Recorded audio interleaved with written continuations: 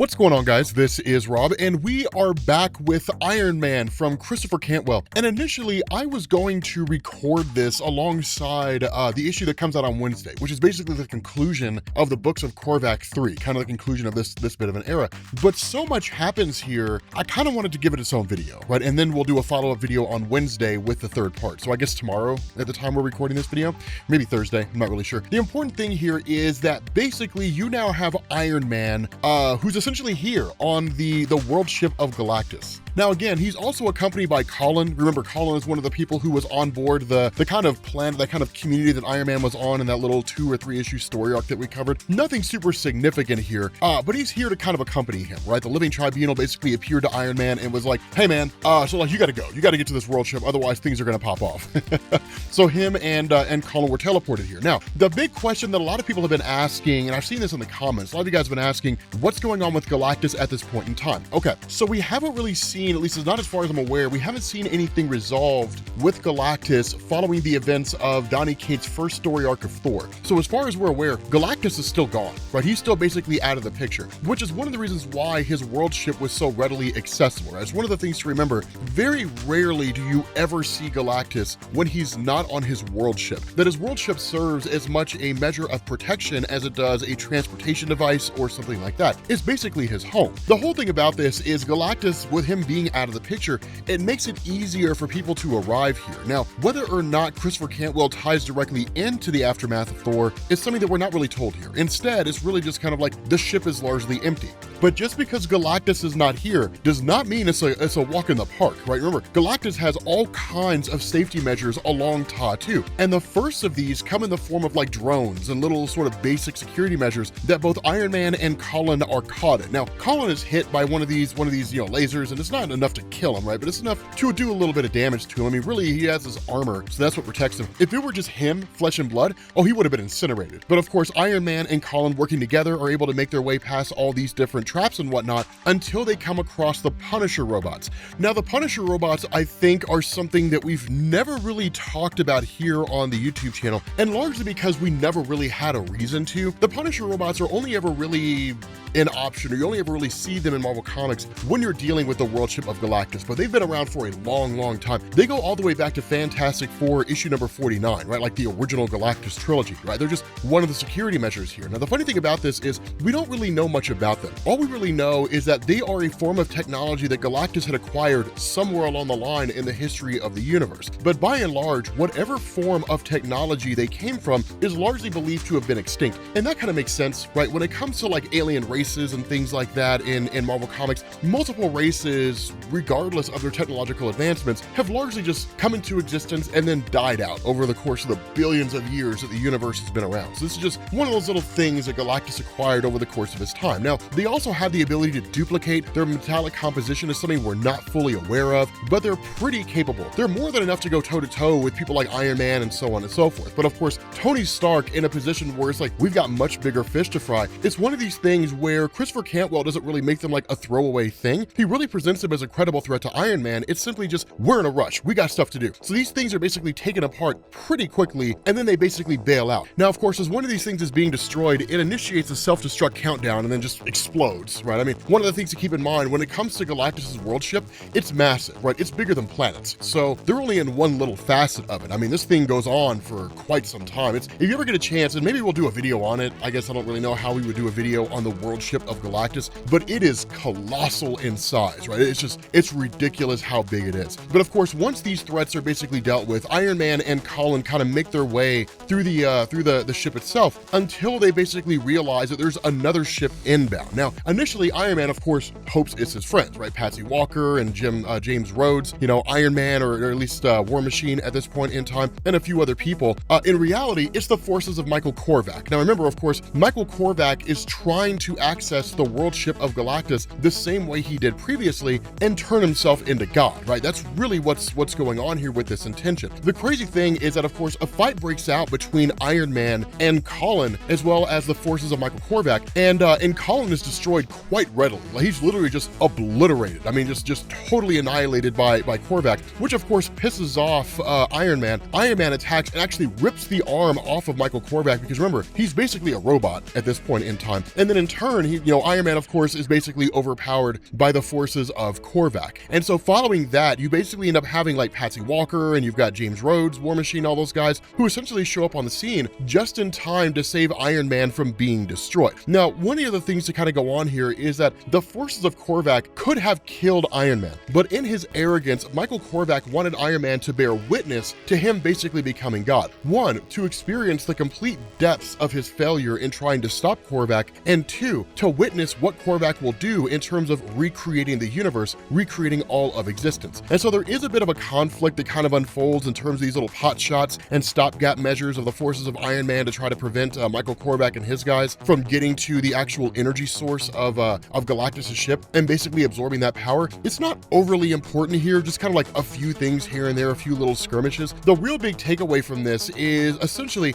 once they reach Korvac, because he is basically just a robot, despite how capable he is, they're able to tear him apart. Now, one thing that did happen here is that during his time making his way to the world ship of Galactus, Korvac did come across Jim Hammond, the original Human Torch, right? The Human Torch before you ever had Johnny Storm. Of course, Jim Hammond is an actual cyborg, but using a kind of controller disc that was created by the controller, it allowed Korvac to bring Jim Hammond under his control. Once that disc was removed by Patsy Walker, once you realized it was there, then basically Jim Hammond turned coded against Korvac, and then is really the only reason why they're actually able to overcome Korvac in the first place. I mean, you have like Misty Knight who's shooting at them and so on, and then Patsy Walker's just sitting there watching it all unfold because what's she gonna do? And so you basically have like Jim Hammond and you have Iron Man that are blasting Korvac with all the energy they have, which is enough to seemingly destroy a good chunk of his physical form, right? It annihilates basically the skin off of his body, and then all that's left is his robotic form, which Iron Man, of course, punches through the chest with the intention of destroying him. The funny thing about this is that Korvac basically plays possum here, that while Iron Man's kind of like, okay, cool, we destroyed Korvac, the day is saved, and everybody's kind of out there just sort of like relaxing, and they're like, okay, we got to find a way to basically, get off this thing, right, dispose of the body, that kind of stuff, so we don't have to worry about him coming back. Then suddenly Korvac just jumps up and lunges directly for the energy source of Galactus, essentially giving himself the power cosmic. And in Iron Man's act of desperation, he does the same thing, that he basically puts himself in there. Now, this is one of the biggest developments to come out of this story by Christopher Cantwell, the nature of the power cosmic. When it comes to the power cosmic in Marvel Comics, it's largely been ambiguous, right? Marvel's always just kind of said, it's the source of Galactus' power, done, right? And that's basically, and that's really all you get. One of the things that's kind of given here, sort of put here, is Iron Man kind of having his own recording device, right, for his suit, says, like, record everything that I'm saying here and everything that I'm seeing. He says, the power cosmic, from what I understand scientifically, it's the primary substance of omniscience, omnipresence, the collapse of space and time into a singular energy, matter manipulation, the removal of boundaries between dimensions, anything and everything. Essentially, what looks like Christopher Cantwell is saying here is that the power cosmic itself is basically godhood, the ability to do anything you want to do, the ability to like leave universes, right, to travel from one universe to the next, to control anything and everything in all of existence. Now, in reality, we would have, if this is a new definition for the power cosmic, the question we have to ask is, why didn't Galactus just use it to its full potential, right? Why doesn't Galactus travel to alternate realities, travel to other universes, right? Some dead universe or something like that. Why is it that the power of godhood is seemingly being used in a limited capacity by Galactus? And we kind of have to extrapolate an answer, right? To sort of delve into the realm of hearsay and haphazard guessing. I would argue that this is because it's the role Galactus plays. The Galactus is a cosmic entity that people like Eternity and people like Infinity and Master Order and Lord Chaos and people like that, Oblivion and so on, they're capable of incredible feats, but you never really see them exercising those things. The reason why is because it's not their job to. And Galactus's job is to basically travel around the cosmos and consume life-sustaining planets in order to basically propagate his existence. In years past, Marvel's tried to sort of explain this with stories like the Abraxas Saga, and saying that if Galactus were to die, he would unleash what is in effect the representation of chaos and destruction across the multiverse, which came in the form of Abraxas. wasn't a story that people took to very well, so Marvel kind of swept it under the rug once they ended it, and that was it. You just never saw or heard from Abraxas again. They've had stories like the Trial of Reed Richards, where they've basically explained the role Galactus plays across the universe, but then people also kind of find themselves asking the question, if this really is basically the source of godhood, then why doesn't Galactus just like fill up on some source of energy and then create a world that basically is that he could essentially deposit all that energy into and then take all that energy out and just kind of live in a sort of repeating pattern of like consuming the energy of that world and then giving that energy back to himself. So his power stays stagnant across the board, never increases, never decreases, but he doesn't have to destroy planets across the entirety of the cosmos. If we were to invoke the Celestials origin, which is really what Marvel's doing now, right? They're taking the origin of the Celestials from Earth X and they're rolling it directly into the main Marvel universe. It initially started with Jonathan Hickman in S.H.I.E.L.D. and now has become kind of a mainstay in Kieran Gillen's Eternals, that Galactus's true purpose is to travel around the universe and basically destroy worlds that Celestials would normally deposit their quote-unquote offspring into in order to prevent Celestials from overpopulating the universe. That's the role he plays now. But that's why you don't see him using this level of power to its full totality, because he's simply just not supposed to. And so once Iron Man basically experiences what it means to effectively be imbued with the power cosmic, reliving his own past, going through all these different moments, confronting his failures as a person, and seeing himself as he truly is, once the process is effectively complete, he's officially bonded with the power cosmic, he goes forward not in the same capacity that Michael Korvac does, which is to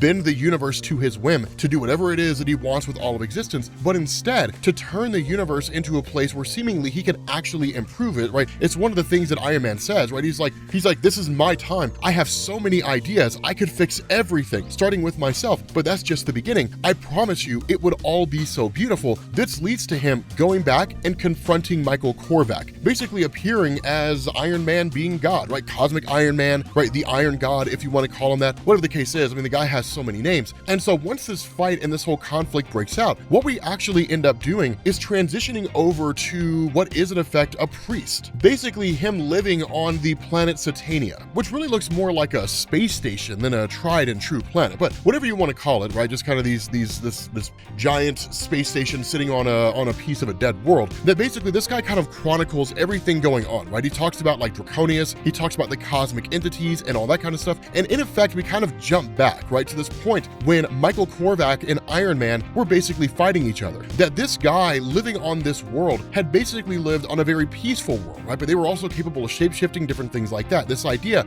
that they basically just kind of wanted to be left alone, and they were never really much of a threat to anybody unless somebody made themselves a threat, right? Otherwise they were largely pacifists, but that their entire world essentially ended when the fight between Michael Korvac and Iron Man ended up destroying a star, right? Setting a star to supernova, and that these people had minutes to evacuate in the aftermath of this star exploding, because as fast as light travels in the midst of an explosion in space, it was only a matter of time before it annihilated their world. And so what you have here, and this is what's kind of interesting, what you have here is a battle of cosmic proportions between Iron Man as God wielding this power cosmic and Michael Korvac doing the same thing. Now, here's the funny thing to understand about this. The way a battle like this would actually happen, it probably wouldn't really be fought in this way, right? It would likely be fought by way of something like the astral plane or something along those lines. But Marvel depicts the fight of cosmic entities by having like worlds destroyed, basically like a street fight, as if the street fight took place and the battleground was the entire universe, in order to illustrate the gravity of the power these guys have. And one of the funny things about this all started with Jim Starlin, that it wasn't always done this way. But when Jim Starlin wrote Infinity Gauntlet, and the only real way to depict the massive scale of the battle that was taking place was for like Celestials to throw planets at Thanos in an effort to defeat him when he had the Infinity Gauntlet, it became a mainstay of Marvel Comics. And that's the reason why, and while you did kind of see that beforehand a little bit, that's the reason why post Infinity Gauntlet, when you see a massive battle like this between two godly beings, that planets are just caught in the crossfire, stars, different things like that. It's designed to illustrate how massive this is, right? I mean, there's literally a point when Iron Man gets the upper hand on Michael Korvac, and Michael Korvac takes a moment to rest by sitting on a planet, right? Or by kind of like laying on an entire planet. It's designed to illustrate the gravity of it all. It's really the best you can do in the world of comics. And it's one of those funny things because the battle between them is as much philosophical as it is literal, right? In the sense that Iron Man's like, you have a small perspective, Michael Korvac. Your goal is to basically conquer the universe and then turn it into how you believe the universe should function. I have bigger ideas. I've got grander planets, there's much better things that we can do. And so what's kind of interesting here is that when that star is destroyed and ultimately ends up wiping out the planet of Draconius, that Iron Man actually comments on it and was like, do you even feel what it was that you just did? You annihilated a star, which wiped out basically the entire solar system, right? And the response of Korvac is a necessary sacrifice to stop your interference. And that's kind of the funny thing, because it is, right? I mean, if, you know, most people, I imagine, would look at this from the perspective of, oh my God, he just destroyed that entire star and now those people are dead, right? But when you're wielding the power cosmic, you can basically reconstitute the star and resurrect those people from the dead. So are they really dead in the first place, right? It's one of those kind of moral philosophical quandaries. If you have the ability to resurrect a dead person back to life in their original state before they were ever killed, was it morally wrong to kill them in the first place? I mean, it's one of those weird little quagmires that you kind of find yourself dealing with whenever you're looking at stories and comics. One of the many reasons why I love comics so much. But the whole idea of Iron Man is, I don't intend to wipe out entire civilizations in order to make the universe better. We don't really know what his motivation is, or at least how his plan would unfold. We simply just know that he doesn't really want to destroy things or even just like recreate all existence in the same capacity Michael Korvac does. And so realizing that this fight within this universe would lead to just massive calamities and all levels of destruction, this basically leads to Iron Man creating a portal to another reality, to another universe, and sending Michael Korvac through. The funny thing is that once he sends him into this universe, we don't really get an explanation of what universe this is. We're just told it's a dead universe, where seemingly everything in this universe was destroyed. We don't know how it happened. We don't really even know why it happened. We simply just know that it did. This is not the Cancerverse, right? If this were the Cancerverse, it would be filled to the brim with life, right? I mean, it would just be ships everywhere and all kinds of stuff. The many angled ones would probably immediately seize on Michael Korvac and Iron Man and just subjugate them. And in truth, despite the power cosmic that they have, they really wouldn't be able to stand much of a chance against those guys. I mean, Galactus in that universe had the power cosmic and he was destroyed. They literally turned him into the Galactus engine. For those of you guys who don't know what I'm talking about, Thanos Imperative was a ridiculously great story where like they turned Galactus into a machine, like into what's basically just a giant cosmic gun. It's crazy. It's absolutely nuts. But with this guy, you know, but of course him kind of telling this story in the past tense, with him basically observing, right, this piece observing this fight between Michael Korvac and Iron Man, the fight is just colossal in scale, right? Huge amounts of energy being let off. And then in a moment when Michael Korvac is just kind of temporarily knocked out, or however you want to see it, when it's a bit of a reprieve, Iron Man realizes they're in a section, or they're in the Sol system, right, like the Milky Way galaxy, and he sees Earth. That Earth looks like it was basically just destroyed, right? I mean, it's not really destroyed in the physical sense, just like devoid of life. And he realizes that like that's a fate that could potentially befall the world because of humanity's own actions or an alien invasion or something like that. And he's like, I will help my universe, right? I will help my universe become better than it has been. And so when Michael Korvac goes on the attack, the response of Iron Man is, I'm sorry, Korvac, it's my turn now. And just bam, just like attacks this guy. And he doesn't necessarily destroy him, or at least it may seem like he kind of destroys him. But what it does is it basically meets with the arrival of the cosmic entities. Now, here's the thing, right? It's the cosmic entities, sure, like eternity and death and like, you know, sire hate and mistress love and like the in-betweener and infinity and all that kind of stuff. The big thing here is Oblivion and the Living Tribunal show up here. And it's kind of like literally the Tribunal is like, this battle ceases now, right? This battle ends now, right? This is done, right? This whole thing is finished. Like, you have disturbed the natural balance of things, Michael Korvac. You have seized a power that does not belong to you and elevated yourself to godhood. You will come with us. Now, here's a funny thing about this is that could the Tribunal particularly have involved himself at any point in time?